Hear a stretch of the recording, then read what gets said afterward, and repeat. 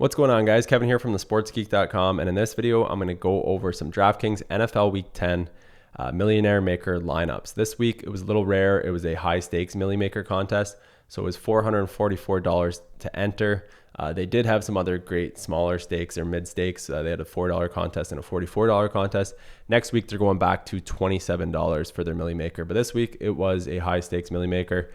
I put in 20 lineups. Nine of the 20 lineups cashed, and I made a small profit. The only reason it was a small profit was because this is a really front heavy contest. They got 1/5 of the payout, or of the total prizes, is paid to first, and then second and third also have some big payouts. So when you finish just inside the money, you're not even getting 1.5 times your buy-in back. You're getting $600 on $444. So that's kind of the risk with these contests. You're pretty much going for maybe a top 3 prize to really get a good payout.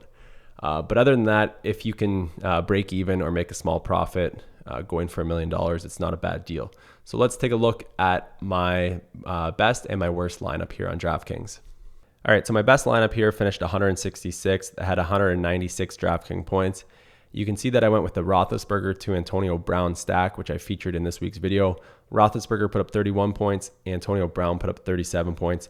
And then this was a double stack with Sammy Coates. And this was the only lineup of the 20 that I had Sammy Coates in, which was unfortunate.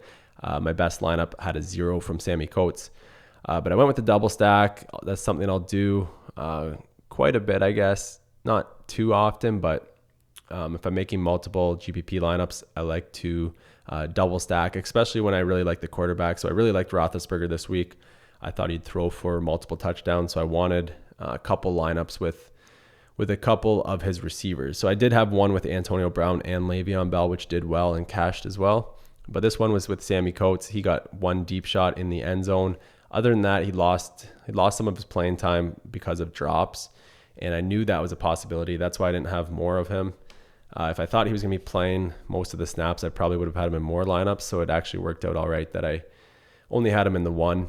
But with that double stack, I came back with Ezekiel Elliott, who put up 43 points. So in my video, I talked about how I thought it would be a shootout type game, thought it'd be a high scoring game. So most of my Roethlisberger or Prescott stacks, I came back with someone from the opposing team just to make it a bit of a game stack. And then I had another expensive running back here, David Johnson. He put up 27 points. He was close to 60% owned. And you can see right here with these 4 players, I had a ton of salary tied up. So I had to go cheap in my other positions here. So at wide receiver, I went with Taylor Gabriel from the Falcons. He had put up 15 and 18 DraftKings points coming into this week. He had been getting an increased share of the receiving work, 3 and 5 targets. He got 5 targets this week. He only caught the 1 pass, but it was a 76-yard touchdown. So I only had him in one of 20 lineups as well. I thought it was a risky play, but at the price, I needed to find some cheap receivers. So at the price, I didn't mind it. Ended up putting 14.6 DraftKings points up, so it wasn't bad. Inman was, I think, the same price, 3,400. He was very popular this week, 25%. He only put up 9.3 points, which wasn't too good. We were expecting more, of course. That ownership, a lot of people were expecting more points from Inman. Delaney Walker was my featured tight end from the video this week. He was only 9.4% owned, which was nice to see. He put up 30.4 DraftKings points. So big day from Walker. And then to finish it off, I had the Jaguars D. So spending this much money on these position players, I had to go cheap everywhere else, pretty much, including defense. So the Jags D only put up 2 points. I had them in about 20% of my lineups. I don't mind the play. They're at home against Houston. I think Houston only had like 99 passing yards or something. They were held under 100 passing yards. So they didn't have a great day passing or anything. They just unfortunately got the lead, so they didn't have to throw as much. I was hoping that the Jaguars would play from ahead and force Osweiler to throw a little more. So they only put up 2 points. So 196 points overall. Not a bad lineup and a pretty good cash. All right, then let's take a look at my worst lineup here. So it finished 10,540th with 104 DraftKings points. So in this one, I went with a Drew Brees to Michael Thomas stack. So Drew Brees was another quarterback that I liked this week. I figured he was at home, he would be low owned, and he always has the ability to throw for a lot of touchdowns and a lot of yards. So he did throw for 3 touchdowns. He did have 303 passing yards to get that bonus, put up a nice DraftKings score, 26 DraftKings points. Unfortunately, most of my stacks had either Thomas or Cooks in it. I didn't have any Snead. Snead got 2 of those touchdown passes. So this one, I had Thomas, who put up 6 points. He had 2 fumbles. I had Jay Ajayi at running back, who only put up 9 points. I didn't have too much Jay Ajayi this week.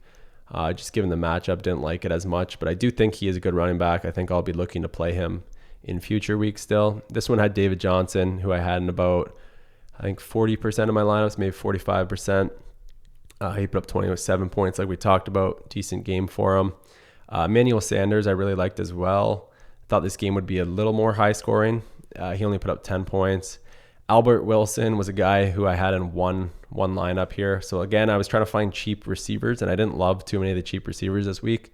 So I kind of just rotated some cheap receivers that I didn't mind as a play. I kind of rotated them in some lineups. So Albert Wilson I had in this one lineup. He put up 6.5 DraftKings points. Austin Hooper was a guy I thought would be a sneaky tight end play, and I thought it'd be a pretty good play at 1% owned. I was happy to see that when the game started because he was the number 1 tight end in Atlanta. And this game had a total around 50 points. It was basically pick 'em. So I think Atlanta was expected to score somewhere around 24 points. So I thought Hooper would have a decent game. And if he broke out for a big game, it'd be nice at that ownership. Unfortunately, he only had the 1 catch. I think he was targeted. Let's see here. He was targeted 3 times, but only the 1 catch for 1.8 yards, so or 1.8 points. So that kind of ruined some of my lineups. Julian Edelman was in my video this week. He was one receiving yard away from the 3-point bonus at DraftKings, so that was unfortunate. He could have gotten a couple extra points there. Didn't find the end zone. I thought he would find the end zone, especially if New England was going to put up 24 points. I was hoping for maybe 100 yards and a touchdown from him. Got pretty close. 16 DraftKings points. Not bad. Not a bad pick, I don't think, this week. And then again, this one had Jaguars D as well with 2 points. So 104 DraftKings points. That was my worst lineup. Overall, felt pretty good about these lineups. A lot of them were very close to cashing, and then a lot of them did. I think I had 9 out of 20 that cashed. And you can see here, let's take a look at a couple that did pretty good up near the top. We had a Brady lineup. We had Le'Veon Bell. Again, I like that Pittsburgh game. This one had Edelman. This one had Walker from my video. Doug Baldwin. Kind of went with the game stack there with Brady, Edelman, Baldwin. This one here that came third, we had Roethlisberger. We had Sproles, who was in my video. This one had Tavon Austin, again, a player that I think I only had in 1 of 20 lineups. I just needed to find cheap receivers. This one had Diggs, who I had about 10% exposure to, I believe. Zach Ertz, Dez Bryant, who was in my video. So this was a game stack with Roethlisberger, Brown, Dez.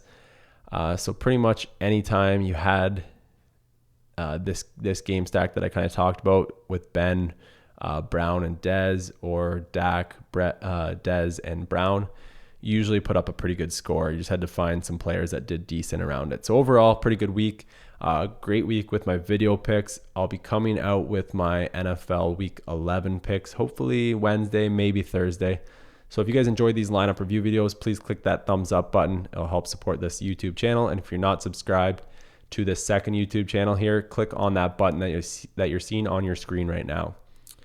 Good luck this week, guys, and look for my video to come out Wednesday or Thursday. Cheers.